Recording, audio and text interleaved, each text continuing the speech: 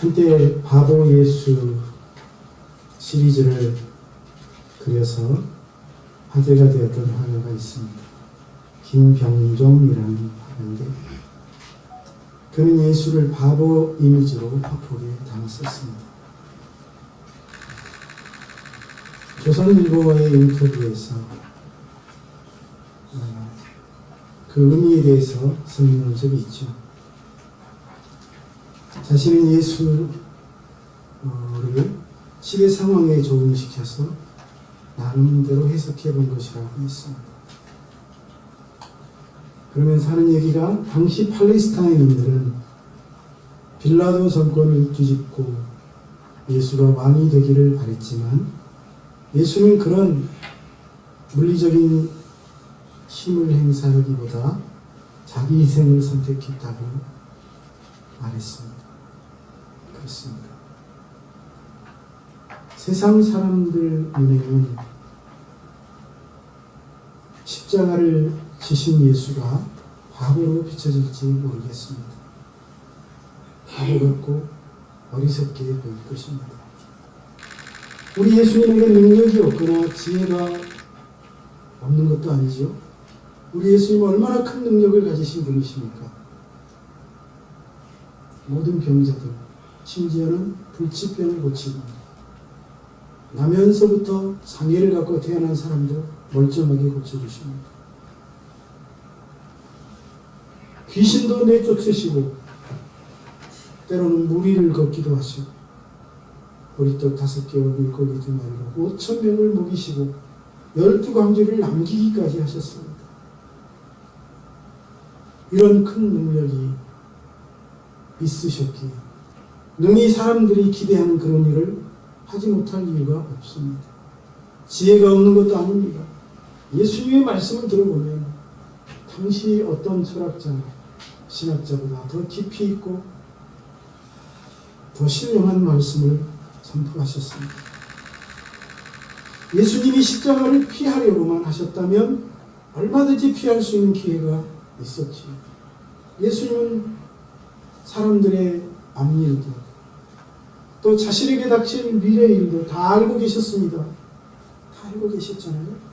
그래서 내가 예루살렘에 올라가면 어떤 일이 일어나고 몇 번이고 제자들에게 자신이 십자가를 지게 될 것이라고 말씀하셨습니다. 그러므로 6월절에 갈릴리에 그대로 머물러 계시기만 했다면 십자가의 고난을 면할 수 있었습니다. 또한 예수님이 십자가를 지신 것은 결국은 당시 정치, 종교 지도자들과의 갈등 때문이 아닙니까? 예수님이 그런 종교, 정치 지도자들의 요구를 살짝 맞춰주었다면, 그들과 충돌하지 않았다면 십자가를 피해갈 수 있었을 것입니다. 그렇지 않습니까? 또 심지어 재판정에서도 마찬가지입니다. 빌라도의 재판정에서 예수님이 단 한마디 변명만 하셨어도 십자가형을 면할 수 있었습니다. 당시 빌라도는 예수님을 재판하면서 예수가 아무 죄가 없다는 사실을 알게 됩니다. 그래서 예수를 어떻게든지 놓아주려고 여러 가지로 애를 쓰면서 예수에게 한마디만 해달라고 사정을 합니다. 하지만 예수는 그런 빌라도의 요구에 전혀 응하지 않으시고 말없이 묵묵히 십자가를 지셨습니다. 또 인간적으로 보아도 예수님은 아깝습니다. 당시 예수님은 33살의 나이로 십자가를 지셨습니다. 33살입니다. 이제 막 일을 시작할 나이가 아닙니까? 복음을 전하기 시작한 지 불과 3년밖에 되지 않았어요. 앞길이 창창합니다. 더구나 예수를 따르는 제자들도 아직 아무것도 모르는 사람들이고 한심하기 짝이 없는 상태입니다. 어찌 그런 상황에서 그들을 그대로 두고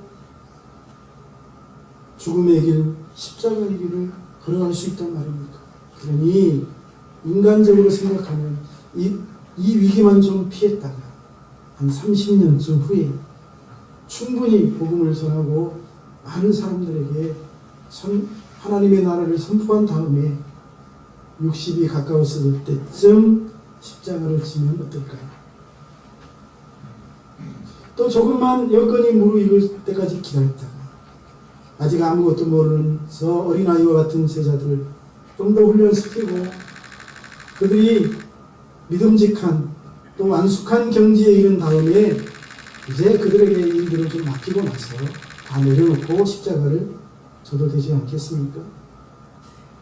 그런데 예수님은 그런 사람들의 생각과는 전혀 다르게 별로 뭔가를 이루셨다고도 할 수 없는 시점에 아직 모든 일들이 완벽하게 갖추어지지 않았다고 보여지는 시기에 엉터리 같은 빌라도의 재판을 받으시고 그렇게 십자가에 돌아가시게 됩니다.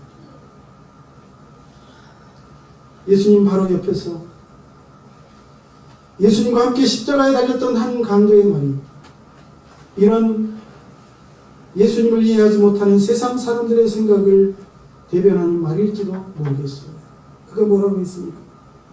당신은 죽은 사람도 살리는 능력이 있지 않습니까? 당장 십자가에서 내려가서 당신도 살고 나도 살려주세요. 어디 그 강도만의 외침이었겠습니까? 예수님이 십자가를 지실 때 수많은 군중들이 몰려들었는데 왜 몰려들었을까요? 저분 큰 능력을 가지신 분이 그냥 죽지 않을 거야. 뭔가 기적을 행하셔서 십자가에서 내려오실 거야. 그런 기대가 있지 않았겠습니까? 하지만 우리 예수님은 그런 세상 사람들의 기대와 생각과는 달리 바보처럼 십자가에 달리셔서 사형을 당하셨습니다. 왜 그러셨을까요? 우리는 오늘 본문에서 그 이유를 찾아볼 수 있습니다. 오늘 말씀은 예수님이 말씀하신 산상수훈 중 일부인데 바로 이 말씀에 예수님의 마음이 그대로 들어있기 때문입니다. 예수님의 마음을 잘 나타내주는 말씀이 오늘 본문입니다. 특별히 39절로 42절 악한 자를 대적하지 말라. 누구든지 내 오른편뺨을 치거든 왼편도 돌려대고 또 너를 고발하여 속옷을 가지고자 하는 자에게는 겉옷까지도 가지게 하고 또 누구든지 너로 억지로 우리를 가게 하거든 그 사람과 심리를 동인하고 내게 구하는 자에게 주며 그것이 무엇이든 내게 꾸고자 하는 자에게 거절하지 말라. 여러분, 여기서 우리 예수님은 보통 사람들, 세상 사람들의 생각과는 정반대로 살라고 말씀하십니다. 누구든지 오른편 뺨을 치며 왼편을 돌려대라. 여러분 그렇게 하실 수 있습니까? 너를 고발하여 속옷을 빼앗고자 하는 사람에게는 아예 겉옷까지도 벗어주래요. 억지로 우리를 가고자 하는 자에게는 아예 심리까지 함께 동행하라고 말씀하고 있습니다. 여러분 우리는 이 말씀에서 예수님의 마음이 무엇인지를 읽을 수 있습니다. 그것은 함께 살아가는 사람들을 사랑하고 섬기라는 것입니다. 사람을 사랑하라는 것입니다. 심지어는 원수까지도 사랑하라는 것이 예수님의 말씀입니다. 그런데 예수님은 제자들에게 이렇게 말씀만 하셨을 뿐만 아니라 실제로 하신 말씀 그대로 사셨습니다. 그것이 십자가입니다.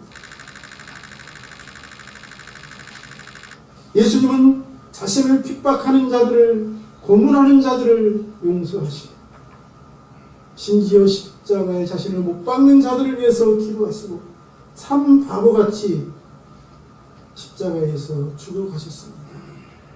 여기서 잠깐 또 다른 측면을 생각해 봅시다.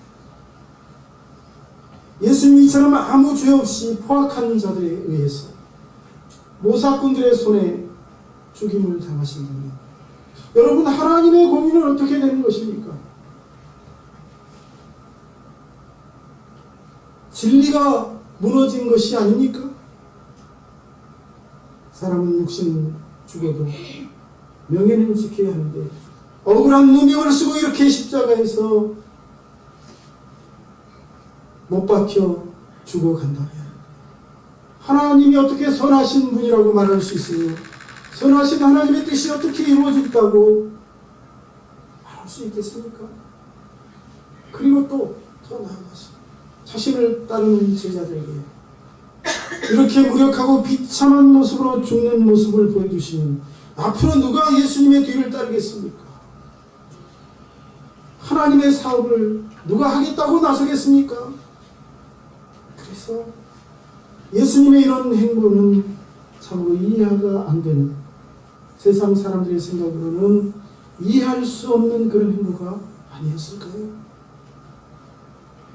38절 말씀처럼 당신은 눈은 눈으로 갚고 이는 이로 갚으라는 것이 율법입니다. 그것이 모세의 율법이고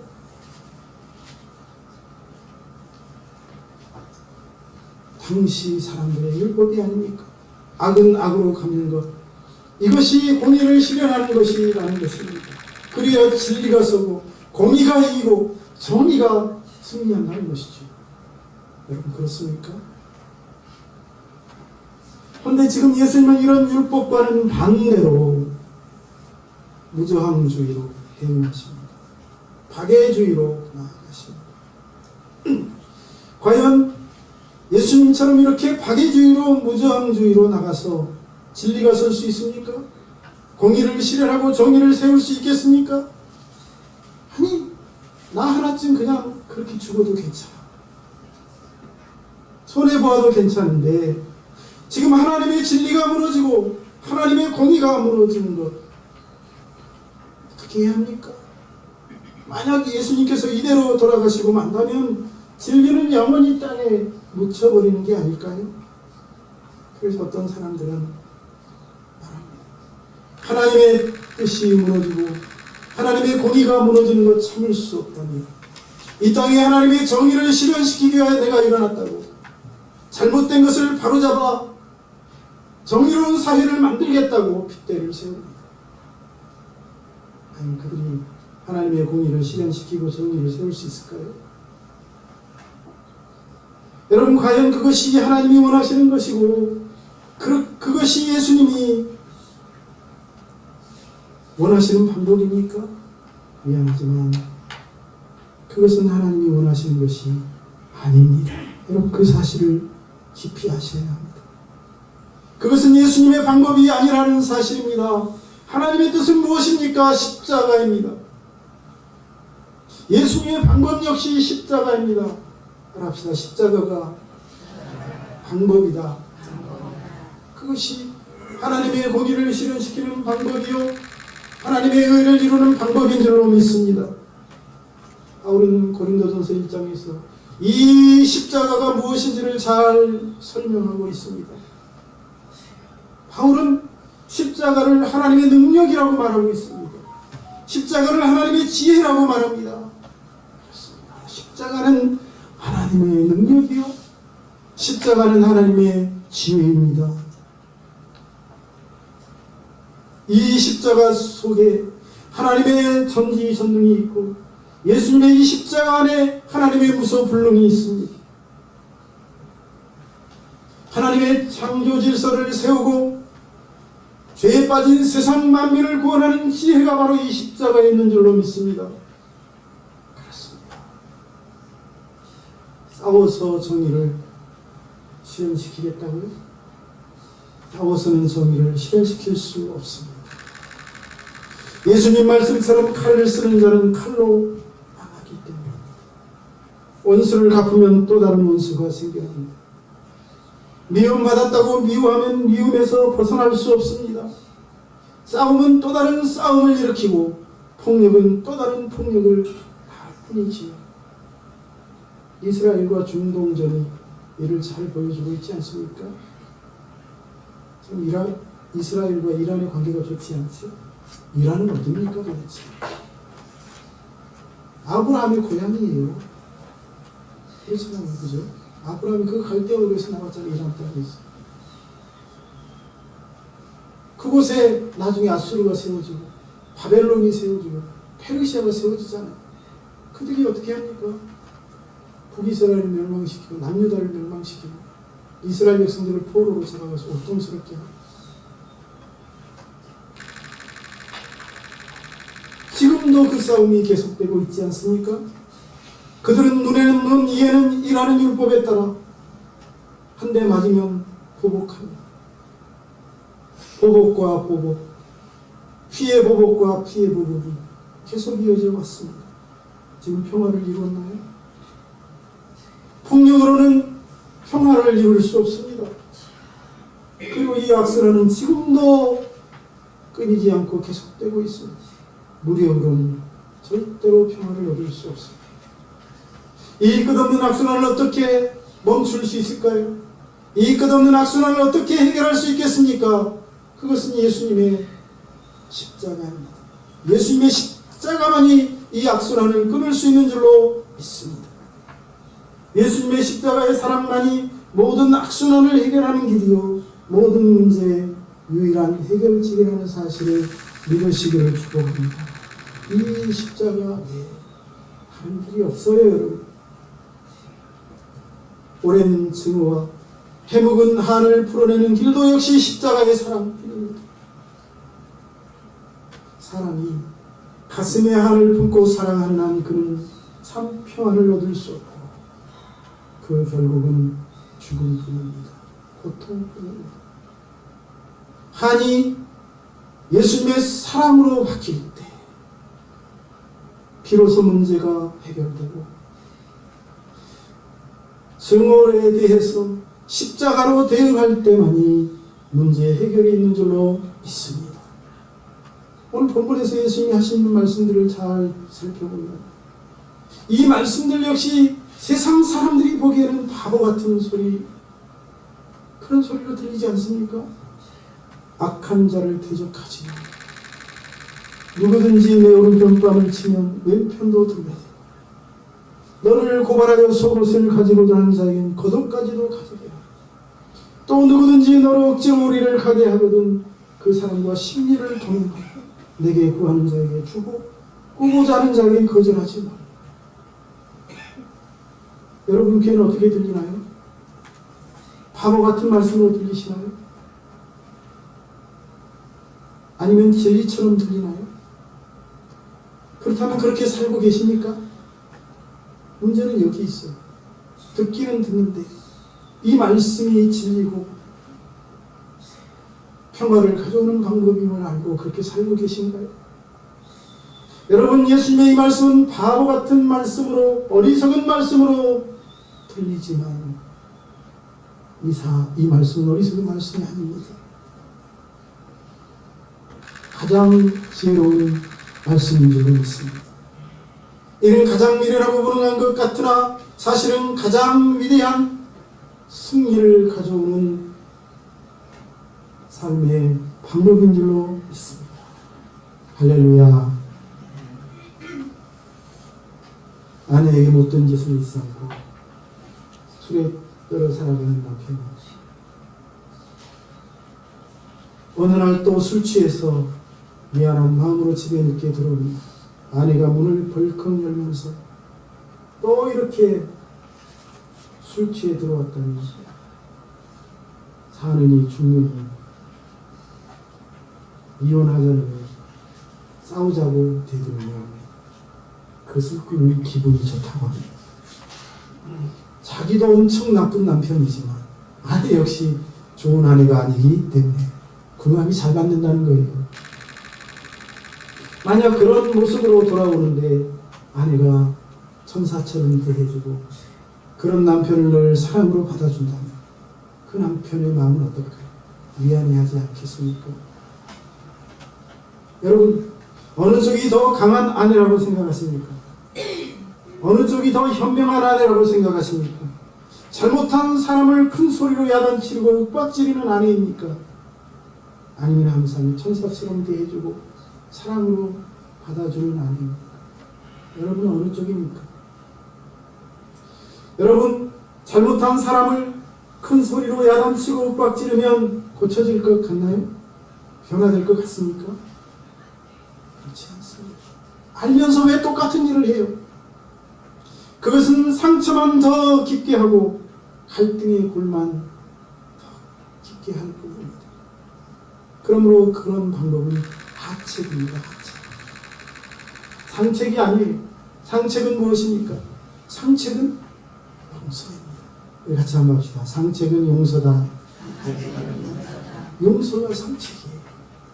그리고 용서의 다른 이름이 바로 사랑이라는 것입니다. 할렐루야. 용서의 다른 이름이 사랑입니다. 그리고 이 사랑처럼 강한 것이 없다는 사실을 믿으시기를 축복합니다. 사랑이 악을 제어하고 악의 문제를 해결하는 방법입니다. 사람은 힘으로 정복할 수 없고 사람은 무력으로 굴복시킬 수 없습니다. 사람을 정복하는 방법이 있는데 오직 사랑밖에 없습니다. 이 사랑의 쇠사슬에 묶을 때마다 그 거친 우락부락한 남자를 정복한 할렐루야. 본문의 결론은 온전하라는 것입니다. 그러므로 하늘에 계신 너희 아버지의 온전하신 것 같이 너희도 온전하라. 온전하라는 말은 완전하라는 말과 같지요. 그런데 우리가 완전해질 수 있습니까? 온전해질 수 있습니까? 만약 우리가 도저히 온전할 수 없는데 온전하라고 말씀하신다면 혹시 이는 예수님이 잘못 말씀하신 것이 아닐까요? 여러분, 그렇지 않습니다. 예수님이 누구십니까? 저와 여러분을 창조하신 분이십니다. 우리를 만드신 분이에요. 그래서 우리를 누구보다도 잘 아시는 분이십니다. 그런 예수님이 우리가 할 수 없는 불가능한 미션을 우리에게 주셨습니까? 없습니다. 예수님은 우리가 온전해질 수 있기에 온전하라고 말씀하신 것입니다. 그러므로 우리는 온전해야 할 줄로 믿습니다. 그렇다면 온전하다는 것이 무엇입니까? 이 온전이란 말은 오늘 본문에서 예수님이 온전하라고 말씀하시는 이 말씀은 도덕적이거나 윤리적이거나 율법적인 개념이 아니에요. 다시 말하면 어떤 큰 거룩한 공로를 세우거나 절대적인 선을 행하라는 뜻이 아닙니다. 그것이 기준이 아니란 말입니다. 그렇다면 기준이 무엇입니까? 그 기준은 하늘에 계신 우리 아버지이십니다. 하늘에 계신 우리 하나님이 기준이에요. 하늘에 계신 우리 아버지는 어떤 분이십니까? 오늘 본문이 하늘에 계신 우리 아버지가 어떤 분이신지를 잘 말해주고 있죠. 우리의 하늘 아버지는 해를 악인과 선인에게 비추십니다. 비를 어려운 자와 불의한 자에게 내려주시는 분이십니다. 해를 악인과 선인에게, 비를 어려운 자와 불의한 자에게 차별하지 아니하고, 그렇죠? 똑같이 내려주신다는 것입니다.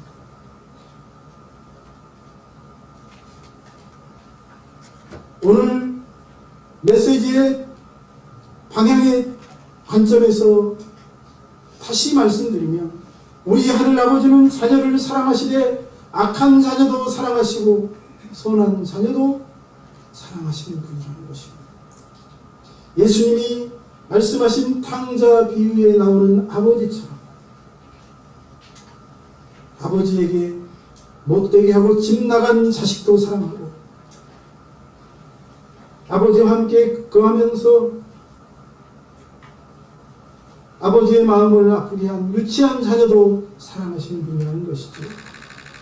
결국 48절에서 그러므로 너희 하늘에 계신 너희 아버지의 온전하신 것 같이 너희도 온전하라고 하신 이 말씀은 너희도 하늘에 계신 너희 아버지처럼 그렇게 사랑하라는 말씀인 줄로 믿습니다.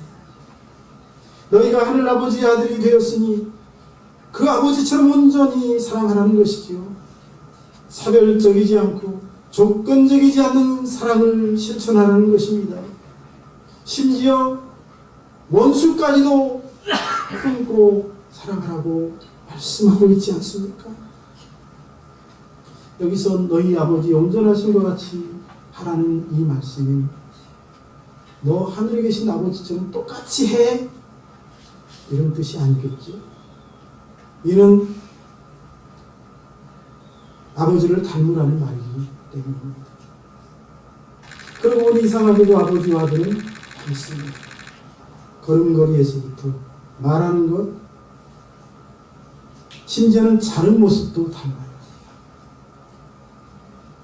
함께 살지 않고 멀리 떨어져 살아도 아버지, 아들은 아버지를 그렇게 닮을 수가 없습니다. 그런데 거꾸로 닮은 것이 하나도 없다면 어찌 아들이라고 말할 수 있겠습니까? 너희 아버지의 온전하신 것 같이 온전하라는 말은 하늘 아버지와 같은 그런 온전함이 너희에게도 있어야 하지 않겠느냐. 너희도 그런 하나님의 모습을 닮아가야 하지 않겠느냐. 그런 말씀인 줄로 믿습니다. 44절에 원수를 사랑하며 너희를 박해하는 자를 위하여 기도하라고 말씀하고 이를 더 분명하고 명확하게 말씀해 주고 있습니다. 예수님이 말씀하신 이 원수 사랑의 극치가 아니라 그래서 기독교 사랑이 가장 기초입니다. 로마서 5장을 보면 내가 하나님과 원수 되었을 때 하나님이 나를 사랑하시어 구원하셨다고 말씀하고 있습니다. 이 말씀은 바로 우리가 원수를 사랑하시는 하나님의 그 원수 사랑에 의하여 구원받고 하나님의 자녀가 되고 영생을 얻었다는 말씀인 줄로 믿습니다. 그렇다면 내가 바로 이 원수 사랑을 통해 구원받았는데 그럼 내가 누구를 원수라고 미워할 수 있겠습니까? 그러므로 우리가 원수를 사랑하는 것은 마땅한 일입니다. 원수를 사랑하시는 하나님의 사랑에 의하여 구원받은 우리가 원수를 사랑하는 것은 당연한 일인 줄로 믿습니다. 바로 이 원수 사랑에 하나님의 자녀됨의 길이 있고 바로 이 원수 사랑에 온전함의 길이 있습니다. 그러므로 이제 우리는 원수를 사랑하는 사람이 되어야 합니다. 이 사랑을 통해서만 이 땅에 참 화평을 이룰 수 있고 이 사랑에 의해서만 우리가 승리자가 될 수 있고 이 사랑을 통해서만 우리가 모든 문제를 해결할 수 있습니다. 예수님이 나의 평안을 너희에게 주노라.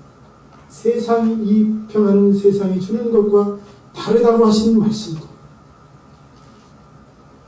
바로 이 원수 사랑의 뿌리를 두고 있습니다. 예수님이 주시는 평안은 바로 이 원수 사랑에서부터 나오기 때문입니다. 그러므로 원수를 사랑하지 않는 사람은 이 평안을 얻을 수가 없습니다. 우리말에 두들겨 팬 사람은 발 뻗고 잘 수 없어도 훨씬 두들겨 맞은 사람은 발 뻗고 잘 수 있다는 말이 있죠.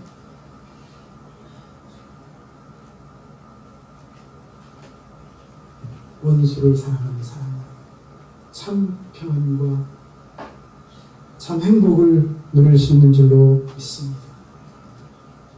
이제 마지막으로 본문 46절로 48절을 읽어드립니다. 너희가 너희를 사랑하는 자를 사랑하면 무슨 상이 있으리요? 세리도 이같이 아니하느냐? 또 너희가 너희 형제에게만 무난하면 남보다 더하는 것이 무엇이? 이방인들도 이같이 아니하느냐? 그러므로 하늘에 계신 너희 아버지의 온전하신 것 같이 너희도 온전하라. 기도하겠습니다. 살아계신 하나님, 오늘도 하나님의 말씀을 통해서 우리가 그리스도인으로서 이 땅에 어떤 삶을 살아야 할지를 밝히 깨닫게 해주시니 감사합니다. 우리도 하늘에 계신 우리 아버지처럼 온전한 삶을 살아갈 수 있도록 인도하여 주옵소서. 세리와 이방인과 구별되는 그런 차별 없는 사랑, 절대적인 사랑으로 원수까지도 사랑하는 그 사랑을 가지고 우리의 삶을 채워가게 하여 주시고 그 삶을 통해 하나님의 영광을 드러내고 이 땅에 희망과 소망을 주는 우리 성도들이 다 되도록 인도해 주옵소서. 예수님의 이름으로 기도하옵나이다.